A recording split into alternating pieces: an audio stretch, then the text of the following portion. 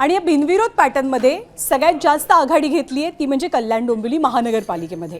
कल्याण डोंबिवली महानगरपालिकेमध्ये भाजपचे डबल डिजिटमधले उमेदवार हे बिनविरोध विजयी झालेले आहेत. पण इथे एक इंटरेस्टिंग चित्र सुद्धा पाहायला मिळालं. कल्याण डोंबिवलीच्या प्रभाग क्रमांक 19 मध्ये भाजपच्या उमेदवार डॉक्टर सुनीता पाटील आणि मनसेच्या उमेदवार काजल जयंता पाटील या दोघी एकमेकींच्या विरोधात होत्या. पण मनसेच्या उमेदवार काजल पाटील यांनी आपला अर्ज माघारी घेतला.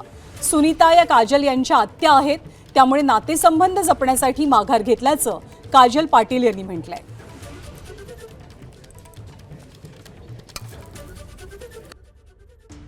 कोणत्याच प्रकारचा प्रेशर किंवा दबाव वगैरे माझ्यावर नव्हता. जसे माझे वडील बोलले की राजकारणाच्या पलीकडेही काहीतरी सामाजिक बांधिलकी असते, ते नाते जपण्यासाठी मी सुनीता आत्यासाठी मी माझा फॉर्म मागे घेतला.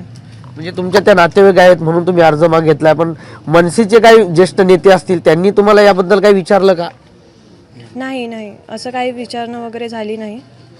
मी जस्ट एक रिलेशन जपण्यासाठी मी सुनीता आत्यासाठी हा फॉर्म मागे घेतला. एबीपी माझा, उघडा डोळे बघा नीट.